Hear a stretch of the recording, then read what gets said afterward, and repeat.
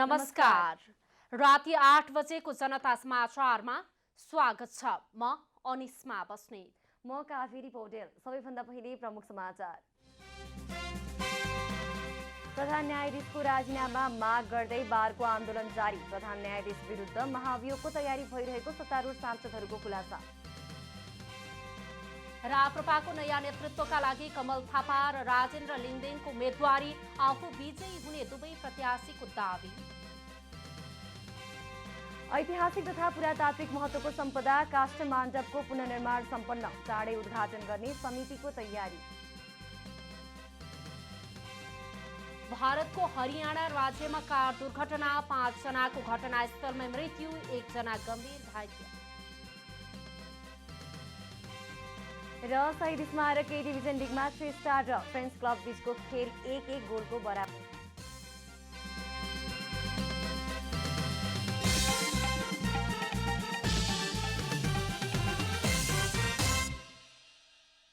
अब पूरा समाचार।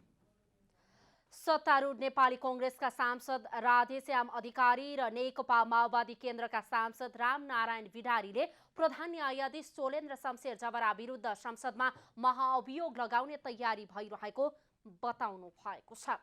नेपाली कांग्रेसका राष्ट्रिय सभा सांसद अधिकारीले महाअभियोग लगाएर पदच्युत गर्नु संविधान सम्मत हुने भएकाले प्रधान न्यायाधीश जबरा विरुद्ध संसदमा महाअभियोग लगाउन उपयुक्त हुने तर्क समेत गर्नुभयो। शुक्रबार काठमाडौँमा आयोजित एक कार्यक्रममा उहाँले अदालतका कुनै पनि न्यायाधीश कानूनभन्दा माथि छैन भन्ने पुष्टि गर्न पनि प्रधान न्यायाधीश जबरा विरुद्ध महाअभियोग लगाउन ढिलाइ गर्न नहुने बताउनु भयो। लाग्नुपर्छ र यो अरू कुराबाट भन्दा पनि महाभियोगबाटै उहाँ जानुभएको बेस। राजीनामा किन माग्ने हाम्रो कन्स्टिट्युसनली के छ भने संविधान नै उहाँ जानुपर्छ र यो कुराको चाहिँ सिक हुनुपर्छ अदालतमा। कोही पनि यो देशमा चाहिँ के छ भने कानुनभन्दा माथि छैन भन्ने कुरा सिद्ध पनि गर्नुपर्छ।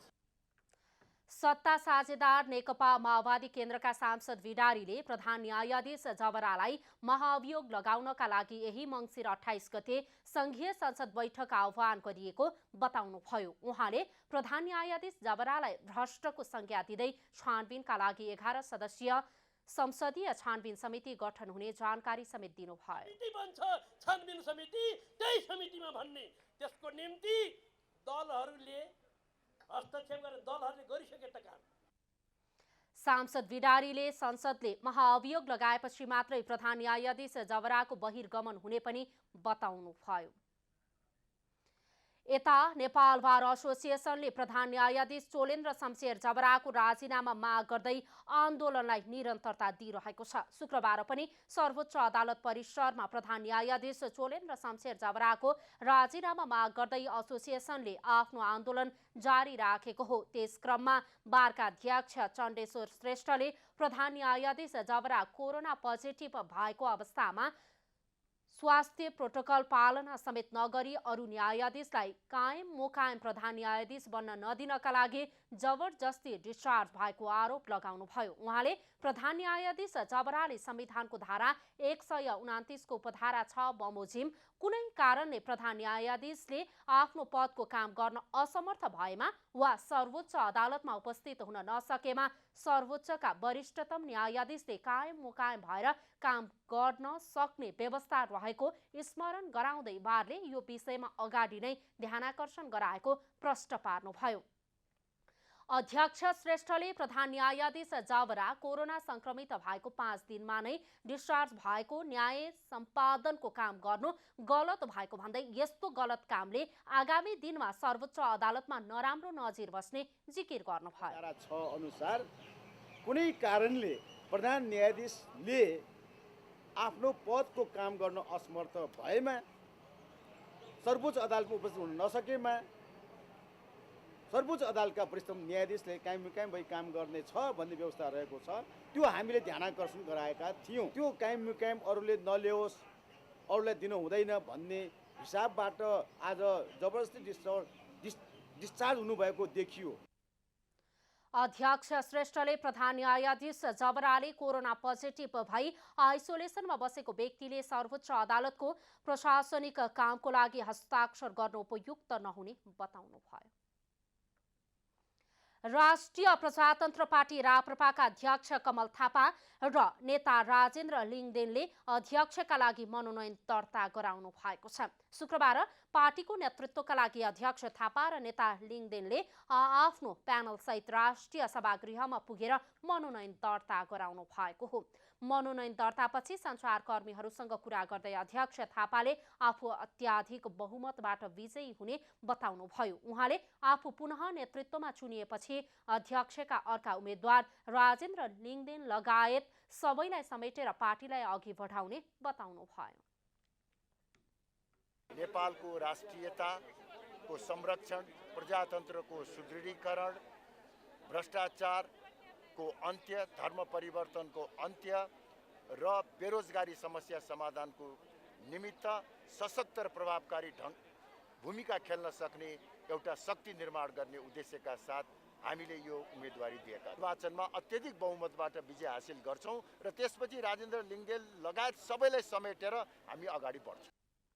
मनोनयन दर्तापछि अध्यक्षका अर्का उम्मेद्वार राजेन्द्र लिङदेनले कुनै व्यक्तिगत महत्त्वाकांक्षा पद प्राप्त गर्ने आकांक्षाले उम्मेदवारी नदिएको दावी गर्नुभयो। उहाँले राष्ट्रिय प्रजातन्त्र पार्टीको स्तरलाई उकास्न, पार्टीलाई उठाएर देशको अग्रणी पार्टीको रूपमा स्थापित गर्न आफू नेतृत्वमा आएपछि कदम चाल्ने बताउनुभयो। राष्ट्रिय प्रजातन्त्र पार्टी यो 31 वर्षको इतिहासमा आज जुन अवस्थामा आइपुगेको छ, त्यसबाट राष्ट्रिय प्रजातन्त्र पार्टीलाई अझै तल जान नदिनको लागि र राष्ट्रिय प्रजातन्त्र पार्टीलाई उठाएर देशको अग्रणी पार्टीको रूपमा स्थापित गर्नको लागि हामीले एउटा अनिवार्य र बाध्यकारी कदमको रूपमा यो नेतृत्व परिवर्तनलाई लिएका छौं र यो नेतृत्व परिवर्तन चाहिँ राष्ट्रिय प्रजातन्त्र पार्टीका कार्यकर्ताहरूको लागि एउटा बाध्यकारी र राष्ट्रिय प्रजातन्त्र पार्टी उठाउने कामको सिलसिलाको एउटा प्रस्थान बिन्दुको रूपमा हामीले लिएका छौं। पार्टीको निर्वाचन समितिले मनोनयन दर्ताका लागि दिएको समय अवधिभित्र अध्यक्षमा कमल थापा र राजेन्द्र लिङदेन गरी 2 जनाको उम्मेदवारी दर्ता भएको छ। त्यस्तै उपाध्यक्षका लागि महिला कोटामा रोशन कार्की र लीलादेवी श्रेष्ठ रहनु भएको छ भने जगत प्रसाद गौचन, रामचन्द्र राय यादव, विक्रम पाण्डे, ध्रुव बहादुर प्रधान, बुद्धिमान तामाङ र दुर्गा देवी श्रेष्ठ सहित 8 जनाले उम्मेदवारी दर्ता गराउनु भएको छ। त्यस्तै महामन्त्रीमा महिलातर्फ रेखा थापा, कुन्ती कुमारी शाहीको नाम दर्ता भएको छ भने पुरुषतर्फ धवल शमशेर राणा, श्याम प्रसाद तिमिल सिन्हा, भुवन कुमार पाठक, भास्कर भद्रा सहित 6 जनाको उम्मेदवारी परेको छ। नेकपा एमालेका अध्यक्ष केपी शर्मा ओलीले छिटोभन्दा छिटो मुलुक निर्वाचनमा जानुपर्ने बताउनु भएको छ। शुक्रबार काठमाडौँमा थापाथली स्थित पार्टी केन्द्रित कार्यालयमा दोस्रो कार्यकालका लागि अध्यक्षको पदभार ग्रहण गर्दै अध्यक्ष ओलीले सञ्चारकर्मी माझ वर्तमान सरकारबाट मुलुक चल्न नसक्ने भन्दै छिटो निर्वाचनमा गएर नयाँ सरकार गठन गर्नुपर्ने बताउनु भएको हो। उहाँले सत्तारूढ 5 दलीय गठबन्धन सरकारले लोकतन्त्रको आधार भत्काएको तथा मुलुकलाई भद्रगोल र गतिहीनताको अवस्थामा पुर्याएकाले यस्तो अवस्थाको अन्त्य गर्न ताजा जनादेशमा जानुको विकल्प नरहेको स्पष्ट पार्नुभयो। देश चलिरहेको छैन, सरकार चलिरहेको छैन, यस्तो चलेकोलाई पनि चलेको भन्ने हो भने त नचलेको कसलाई भन्ने? र यो भद्रगोल, यो अनियमितता, यो व्यथिति, यस प्रकारको गतिहीनता देशले लामो समय भोगिरहन सक्दैन। त्यसकारण हामी सधैँ भनिरहेका छौँ, छिटोभन्दा छिटो ताजा जनादेशमा जाउँ। अध्यक्ष ओलीले आगामी मङ्सिर 28 गतेका लागि आह्वान गरिएको संसद बैठक पनि चल्न नदिने अडान दोहोर्याउनुभयो। राष्ट्रपति विद्यादेवी भण्डारीले आगामी मङ्सिर 28 गते संघीय संसद बैठक आह्वान गर्नुभएको छ, तर त्यो बैठक पनि चल्न नदिने अध्यक्ष ओलीले चेतावनी दिनुभयो। उहाँले आफ्नो पार्टीले निष्कासन गरेका सांसदहरू बैठकमा आउने भएकाले आफूहरूले संसद बैठक चल्न दिन नसक्ने तर्क समेत गर्नुभयो।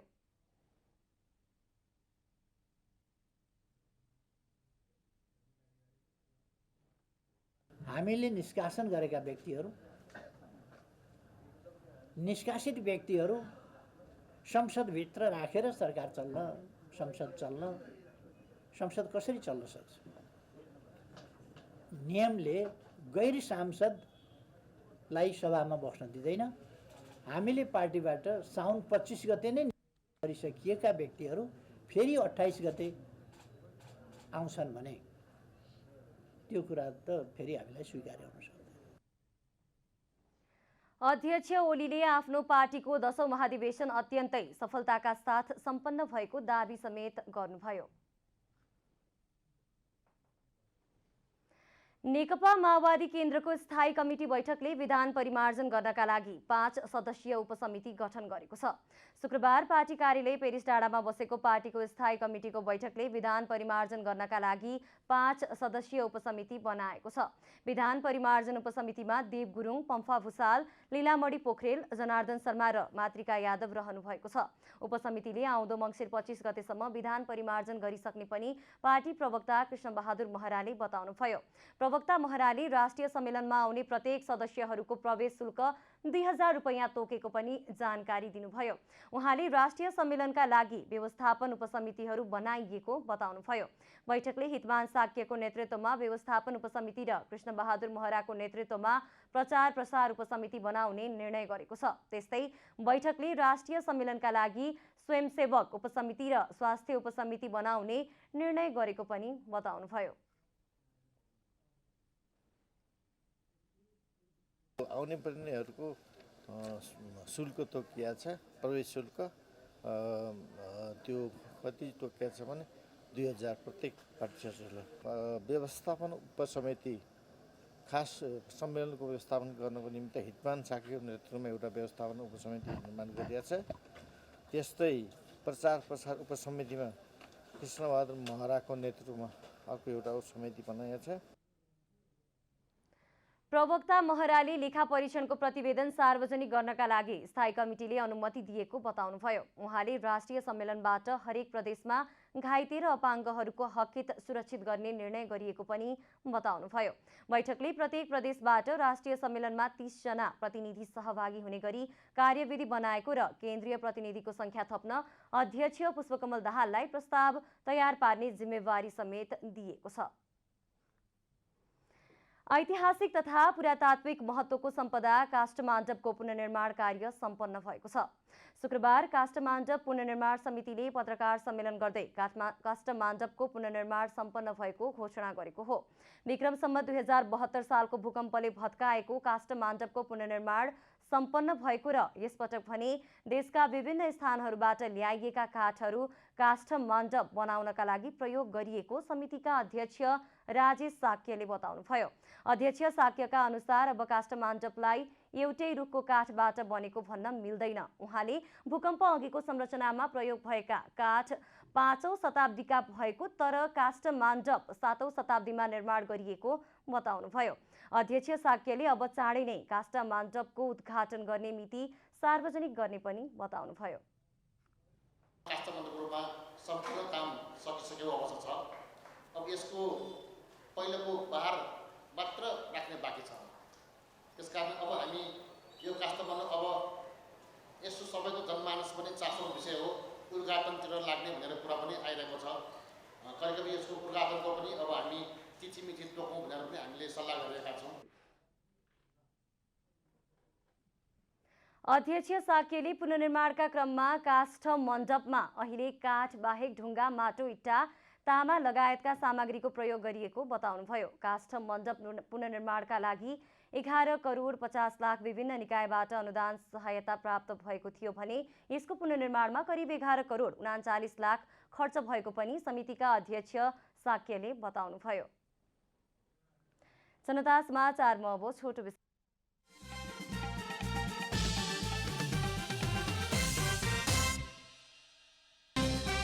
प्रधान न्यायाधीशको राजीनामा माग गर्दै बारको आन्दोलन जारी। प्रधान न्यायाधीश विरुद्ध महाअभियोगको तयारी भइरहेको सत्तारूढ सांसदहरूको खुलासा। राप्रपाको नयाँ नेतृत्वका लागि कमल थापा र राजेन्द्र लिङदेनको उम्मेदवारी, आफू विजयी हुने दुवै प्रत्याशीको दाबी। ऐतिहासिक तथा पुरातात्विक महत्त्वको सम्पदा काष्ठमण्डपको पुनर्निर्माण सम्पन्न, चाँडै उद्घाटन गर्ने समितिको तयारी। भारतको हरियाणा राज्यमा कार दुर्घटना, 5 जनाको घटनास्थलमै मृत्यु, 1 जना गम्भीर घाइते। र शहीद स्मारक ए डिभिजन लिगमा 3 स्टार र फ्रेन्ड्स क्लब बीचको खेल 1-1 गोलको बराबरीमा।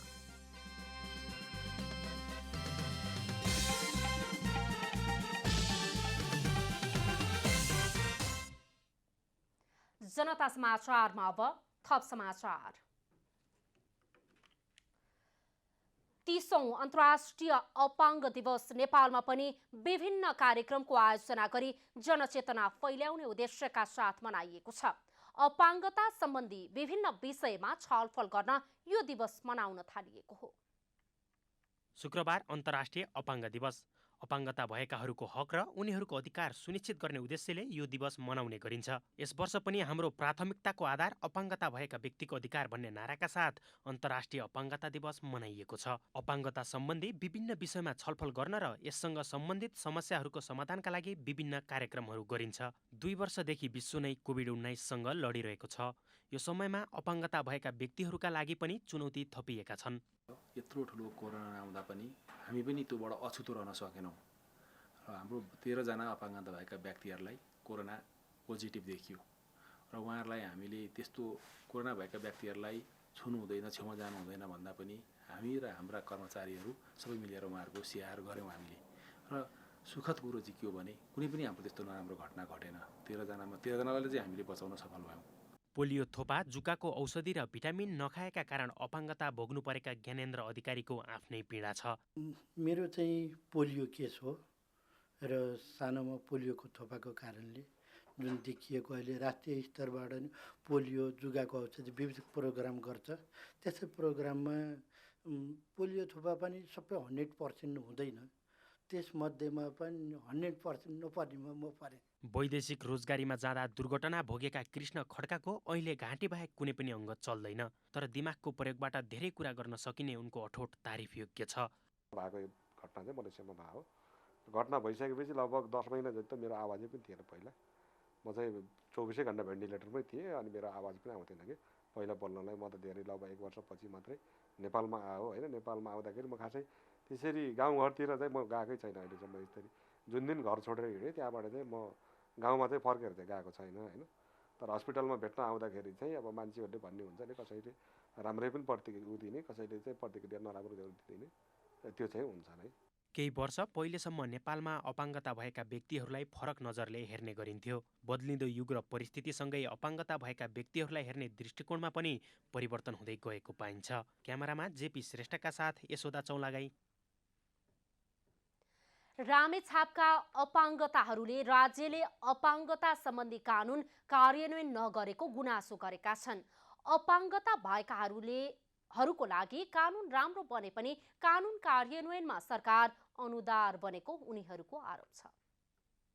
रामेछाप जिल्लाका अपाङ्गता भएका व्यक्तिहरूले अपाङ्गता सम्बन्धी कानुन कार्यान्वयन हुन नसकेको गुनासो गरेका छन्। कानुन कार्यान्वयन नहुँदा आफूहरू समाजमा हेपिनु र अपहेलित हुनु परेको बताएका छन्। 30औं अन्तर्राष्ट्रिय अपाङ्गता दिवसको अवसरमा मन्थली नगरपालिकाले आयोजना गरेको कार्यक्रममा अपाङ्गता भएका व्यक्तिहरूले यस्तो गुनासो गरेका हुन्। अपाङ्गता सम्बन्धी कानुन राम्रो भए पनि कानुन कार्यान्वयनमा सरकार अनुदार रहेको उनीहरूको आरोप छ। कानुन कार्यान्वयन भइदियो भने पनि अपाङ्गहरूलाई धेरै कुरा हुन्छ। कानुन बनेका छन्, कार्यान्वयनमा छैनन्, व्यवहारमा छैनन्। कानुन त असाध्यै राम्रा छन्। संविधानले मौलिक हकको व्यवस्था गरेको छ, मानव अधिकारको व्यवस्था गरेको छ। अपाङ्गता भएका व्यक्तिहरूलाई राज्यले उनीहरूको क्षमता पहिचान गरेर रोजगारीको अवसर दिनुपर्ने माग गरेका छन्। राज्यले अपाङ्गता दिवसमा मात्रै अपाङ्गता भएका व्यक्तिहरूलाई सम्झने गरेको उनीहरूको गुनासो छ। एउटा विचारा दयाको खानी भन्दा पनि बढी चाहिँ एउटा अवसर प्रदान गरेर उनीहरूलाई चाहिँ समाजमा जीवनयापन गर्न सहजीकरण गर्नको लागि रोजगारको व्यवस्था गर्यो भने चाहिँ आफूले सक्ने काम गर्न सक्ने अवस्था सिर्जना गर्यो भने चाहिँ सजिलो होला। सबै अपाङ्गताहरूलाई निःशुल्क शिक्षाको ग्यारेन्टी गर्दै राज्यले अलि राम्रो हुन्थ्यो। अपाङ्गता परिवारका छोराछोरीलाई पनि निःशुल्क शिक्षा गर्दै राम्रो हुन्थ्यो। अहिले सामाजिक सुरक्षा बढो भन्ने कुरो आएको छ, अहिलेसम्म लागू भएको अवस्था छैन। मन्थली नगरपालिकाले भने अपाङ्गता भएका व्यक्तिहरूलाई राज्यको मूलधारमा ल्याउन लागि परेको बताएको छ। अपाङ्गता भएका व्यक्तिहरूको सहज जीवनयापनको लागि मन्थली नगरपालिका सहयोग गर्न तयार रहेको नगर प्रमुख रमेश कुमार बस्नेतले बताउनुभयो। अपाङ्गताको क्षेत्रमा काम गरिरहनुहुने सङ्घ संस्थाहरूले मन्थली नगरपालिकालाई आफ्नो प्रोग्राम सहित ल्याइदिनुहोस्। हामीले उहाँहरूको क्षेत्रमा के गर्नुपर्छ, हाम्रो विनियोजित बजेटको शीर्षक पनि होला त्यो शीर्षकले भ्याएन भने अन्यत्र सञ्चित कोषबाट पनि यहाँहरूको लागि कामकाजी बनाउनका निमित्त के काम गर्नुपर्छ त्यसका निमित्त हामी तयार छौँ। 30औं अन्तर्राष्ट्रिय अपाङ्गता दिवसको अवसरमा मन्थली नगरपालिकाले पालिकाभित्रको विपन्न र पूर्ण अशक्त अपाङ्गता भएका व्यक्तिहरूलाई न्यानो कपडा कार्यक्रम अन्तर्गत ब्लाङ्केट वितरण गरेको छ। अपाङ्गता सचेतना सेवा केन्द्र रामेछापको अनुसार जिल्लामा 5500 अपाङ्गता भएका व्यक्तिहरू रहेका छन्। रामेछापबाट सुमित श्रेष्ठको रिपोर्ट। पछिल्लो 24 घण्टामा देशभर 246 जना कोरोना भाइरस संक्रमित थपिएका छन्। 7836 जनामा नमुना परीक्षण गर्दा सो संख्यामा संक्रमण पुष्टि भएको हो। यस्तै पछिल्लो 24 घण्टामा 347 जना कोरोना संक्रमण मुक्त भएका छन्। सो अवधिमा मृतकको संख्या भने 0 रहेको छ। मन्त्रालयका अनुसार हालसम्म कोरोना संक्रमितको कुल संख्या पीसीआर विधिबाट भएको परीक्षणमा 8,22,172 र एन्टिजेन विधिबाट भएको परीक्षणमा 95,569 जना पुगेको छ। संक्रमित मध्ये हालसम्म 8,03,716 जना निको भएका छन्। हालसम्म कोरोनाबाट मृत्यु हुनेको कुल संख्या 11,535 जना रहेको छ भने सक्रिय संक्रमित देशभर झण्डै 7,000 जना रहेको मन्त्रालयको तथ्याङ्क छ। लैङ्गिक हिंसा न्यूनीकरणका लागि समुदाय प्रहरी साझेदारीले 16 दिने लैङ्गिक हिंसा विरुद्धका कार्यक्रम आयोजना गरेको छ। लैङ्गिक हिंसा विश्वका धेरैजसा समाजमा प्राचीन कालदेखि नै समस्याको रूपमा देखिँदै आएको छ। लिङ्गका आधारमा हुने हिंसा भन्ने बित्तिकै महिला हिंसा भन्ने बुझ्नु प्रचलन सामान्य जनजीवनमा भए पनि महिला पुरुष वा तेस्रो लिङ्गी भएकै आधारमा पेशा अध्ययन, कार्यस्थल, परिवार तथा समाजमा वा कुनै पनि ठाउँमा घृणा गर्नु, यौनजन्य दुराचार, डर त्रास, धम्की दिनु, पारिश्रमिक नदिनु वा काम दिनु आदि सबै लैङ्गिक हिंसा हो। नेपाल लगायत विश्वका धेरै देशहरूमा पुरुषभन्दा महिलाहरू विभिन्न प्रकारका हिंसाबाट बढी पीडित छन्।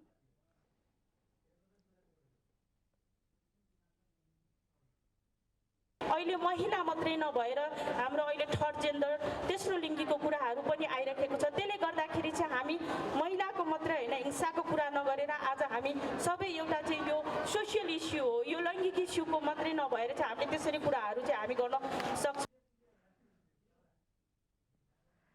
पछिल्लो समयका घटना हेर्दा यो समस्या लैङ्गिक हिंसा भन्दा पनि सामाजिक हिंसा बन्दै गएको छ। लैङ्गिक हिंसामा भेदभाव मात्र नभएर घरेलु हिंसा र बलात्कारका मुद्दाहरू पनि उत्तिकै रहेका छन्। जनचेतनाको अभावले होस् या सामाजिक डरका कारणले गर्दा कतिपय घटनाहरू घरभित्रै दबिने गरेका छन्। घरेलु हिंसा, लैङ्गिक हिंसा अनि महिलामाथि गरिने यौन दुर्व्यवहारका कुराहरू भए, मानव बेचबिखन, बाल विवाह, बहुविवाह, बाल यौन दुरुपयोग लगायत विभिन्न चाहिँ हामीसँग कानुनहरू मौजुद रहेको छ। कतिपय अवस्थामा महिलाहरूलाई बालबच्चालाई रेप गर्ने, यसरी बेचबिखन गरिदिने, बहुविवाह गर्ने। प्रविधिको बढ्दो प्रयोगले पनि समाजमा विकृतिसँगै धेरै समस्याहरू भित्रिँदै गएको सरकारवालाहरूले बताएका छन्। नेपाल प्रशासनिक प्रशिक्षण प्रतिष्ठान स्टाफ कलेजले सुदूरपश्चिम प्रदेशका हाल कायम मन्त्रालय, कार्यालय तथा निकायहरूको संख्या बढाउन सुझाव दिएको छ।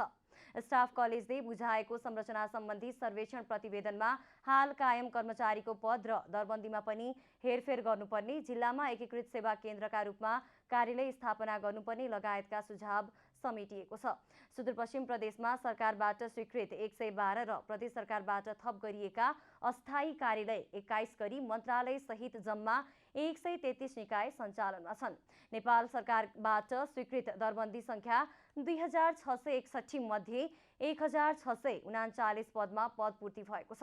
1022 पद रिक्त छ। यस्तै प्रदेश सरकारबाट व्यवस्थापन भएका अस्थायी कार्यालयमा 259 दरबन्दी स्वीकृत भएकोमा 137 दरबन्दीमा सेवा करारमा कार्यरत रहेका र बाँकी दरबन्दीमा मौजुदा स्थायी कर्मचारीलाई नै कामकाजमा खटाइएको छ। अब आर्थिक समाचार।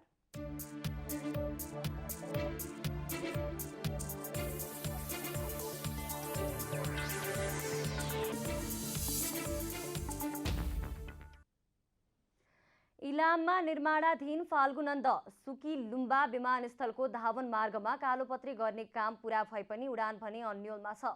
गत वैशाखमै दोस्रो पटक परीक्षण गर्ने गरी कालोपत्री काम थाले पनि अहिलेसम्म इलाममा जहाज उडान अन्योलमा रहेको छ।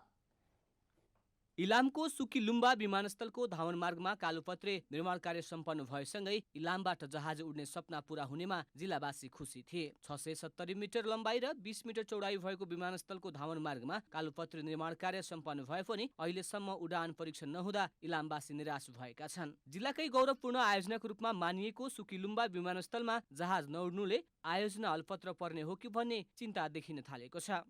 पूर्वाधारहरू चाहिँ धेरै निर्माण भइसकेको छ र अस्थायी रूपमा चाहिँ चलाउने भन्ने कुरा थियो। अहिलेसम्म राजनीतिक दलहरूले त्यसलाई चाहिँ चुनावी चाहिँ एजेन्डा मात्रै बनाइरहने र चाहिँ सबै पूर्वाधार बनिसक्दा पनि त्यो उडान गर्न नसक्नुको पछाडि राजनीतिक दलहरूको चाहिँ केही आफ्नो स्वार्थ छ अथवा चाहिँ नागरिक उड्डयन मन्त्रालयले चाहिँ त्यो सञ्चालन गर्न नसक्यो। यो बिचमा चाहिँ जनतालाई प्रश्न बनाउनुपर्छ र यसरी चाहिँ निर्माण भइसकेको चाहिँ संरचनालाई त्यतिकै छोड्ने हो भने भोलि त्यो संरचना बिग्रेर जान सक्छ। विमानस्थलको काम लकडाउनका कारण केही प्रभावित बने पनि अहिले विमानस्थलको धावन मार्गसँगै ट्याक्सी र हवाई पार्किङ गर्ने स्थान समेत कालोपत्री गर्ने काम सम्पन्न भएको छ। 8 करोड 40 लाखमा निर्माणको ठेक्का पाएको आशिष आशीर्वाद स्वामी नारायण जेभीले आसफाल्ट कङ्क्रिट सहित विमानस्थलको कन्ट्रोल टावर बनाउने जिम्मेवारी पाएको थियो, जसमा अहिले सबै काम सकेर जिम्मा लिएको भए पनि उडानको कुनै पनि तयारी भने देखिँदैन। अब अहिलेसम्म नउड्नुमा यसको प्रमुख दोषी को हो, यसलाई छानबिन गरेर इलामी जनताहरूले यसको उत्तर सबैले चाहनु चाहिँ अधिकारको कुरा पनि हो र अब सम्पूर्ण मान्छे इलामका महानुभाव बुद्धिजीवी जति हुनुहुन्छ उहाँहरूले यसको जवाफदेहिता खोज्नु चाहिँ अनिवार्य देख्छु। सम्झौता अनुसारको काम समयमा नै सम्पन्न भए गत वैशाख महिनामै टेस्ट फ्लाइट गर्ने नेपाल नागरिक उड्डयन प्राधिकरणको लक्ष्य रहेको भए पनि अहिलेसम्म उडान हुन सकेको छैन। उडान गर्नको लागि त हाम्रो मेन यो कालोपत्रे नै हुनुपर्ने थियो होइन। यति भइसकेर हामीले यसको काम फिनिसिङ गरेपछि उडानको लागि त यो खुल्छ, ओपन हुन्छ। अनि टेस्ट ल्यान्डिङ हामी एउटा गर्छौँ र त्यसपछि एयरलाइन्सहरूको लागि चाहिँ उडाउनुको लागि ओपन हुन्छ है। विमानस्थलबाट निस्किने भलले त्यस तलका बस्तीमा प्रत्यक्ष असर गरे पनि प्राधिकरणले ड्रोन व्यवस्थापनलाई पनि प्राथमिकता दिएर काम गर्यो, तर नाली भत्किएको छ। विमानस्थलबाट माई खोलासम्म नै ढल व्यवस्थापन गर्नका लागि 9 करोडको लागतमा काम भइसकेको छ। विमानस्थल निर्माण सम्पन्न भएपछि इलाम, पाँचथर सहित भारतको दार्जिलिङ, सिक्किम लगायतका स्थानीयलाई समेत सहज हुनेछ।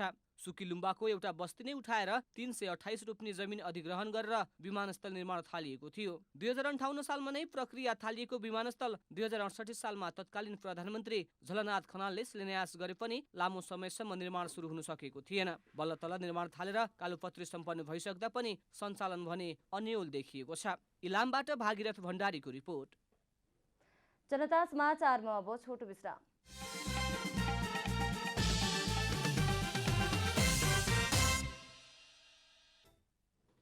अब खेलकुद समाचार।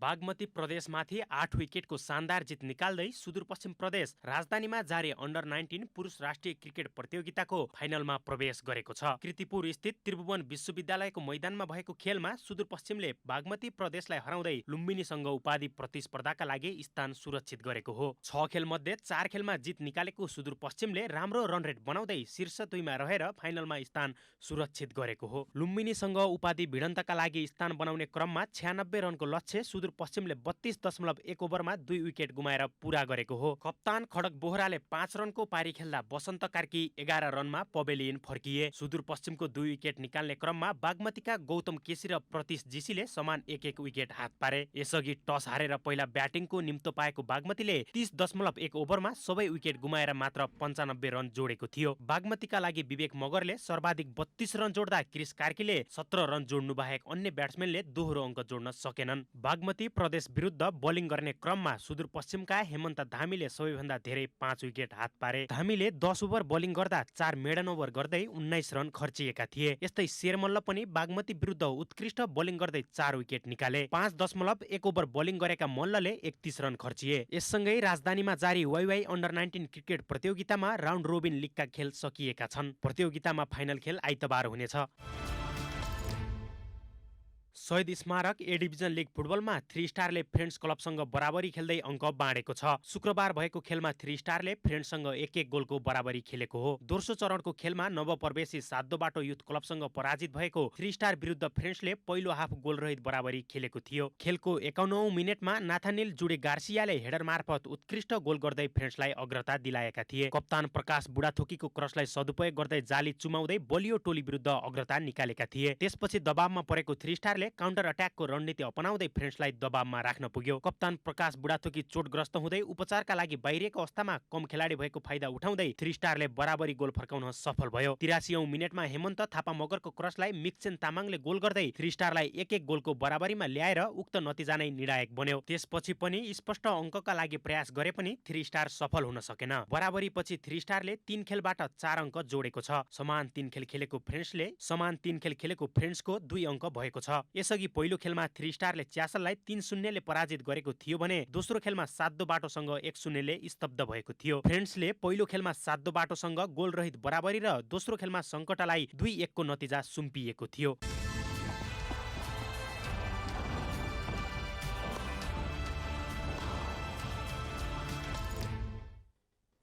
अब मौसम समाचार।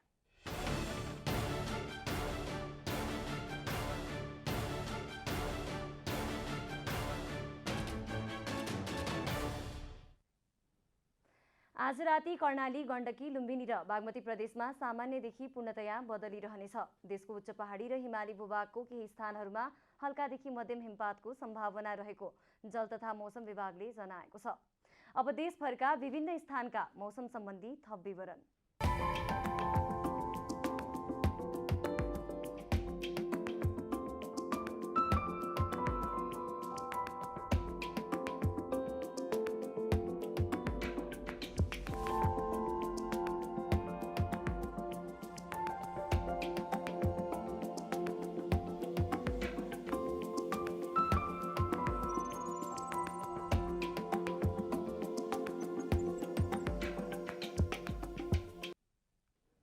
अन्त्यमा आजको डायरी। सत्तारूढ नेपाली कांग्रेसका सांसद राधेश्याम अधिकारी र नेकपा माओवादी केन्द्रका सांसद रामनारायण बिढारीले प्रधान न्यायाधीश चोलेन्द्र शमशेर जबरा विरुद्ध संसदमा महाअभियोग लगाउने तयारी भइरहेको बताउनु भएको छ। सत्ता साझेदार नेकपा माओवादी केन्द्रका सांसद बिडारीले प्रधान न्यायाधीश जबरालाई महाअभियोग लगाउनका लागि यही मङ्सिर 28 गते संघीय संसद बैठक आह्वान गरिएको बताउनुभयो। राष्ट्रिय प्रजातन्त्र पार्टी राप्रपाका अध्यक्ष कमल थापा र नेता राजेन्द्र लिङदेनले अध्यक्षका लागि मनोनयन दर्ता गराउनु भएको छ। शुक्रबार पार्टीको नेतृत्वका लागि अध्यक्ष थापा र नेता लिङदेनले आफ्नो प्यानल सहित राष्ट्रिय सभागृहमा पुगेर मनोनयन दर्ता गराउनु भएको हो। मनोनयन दर्तापछि सञ्चारकर्मीहरूसँग कुरा गर्दै अध्यक्ष थापाले आफू अत्याधिक बहुमतबाट विजयी हुने बताउनुभयो। नेकपा एमालेका अध्यक्ष केपी शर्मा ओलीले छिटोभन्दा छिटो मुलुक निर्वाचनमा जानुपर्ने बताउनु भएको छ। शुक्रबार काठमाडौँको थापाथली स्थित पार्टी केन्द्रीय कार्यालयमा दोस्रो कार्यकालका लागि अध्यक्षको पदभार ग्रहण गर्दै अध्यक्ष ओलीले सञ्चारकर्मीमाझ वर्तमान सरकारबाट मुलुक चल्न नसक्ने भन्दै छिटो निर्वाचनमा गएर नयाँ सरकार गठन गर्नुपर्ने बताउनु भएको हो। उत्तर भारतको हरियाणा राज्यमा भएको सवारी दुर्घटनामा परि निजी अस्पतालका 5 कर्मचारीको मृत्यु भएको छ। शुक्रबार राजधानी दिल्लीको बाहिरी भागमा अवस्थित गुरुग्राम जिल्लाको सादराना गाउँ नजिकै भएको दुर्घटनामा एकजना गम्भीर घाइते भएको भारतीय सञ्चार माध्यमहरूले जनाएका छन्।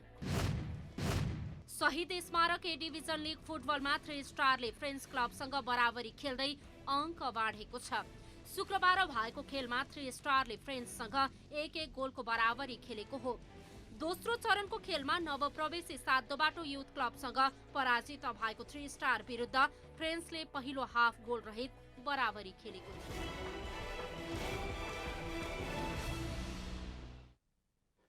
जनता समाचार अहिलेलाई यति नै। जनताद्वारा जनताका लागि प्रसारित जनता टेलिभिजन हेर्दै गर्नुहोला। नमस्कार।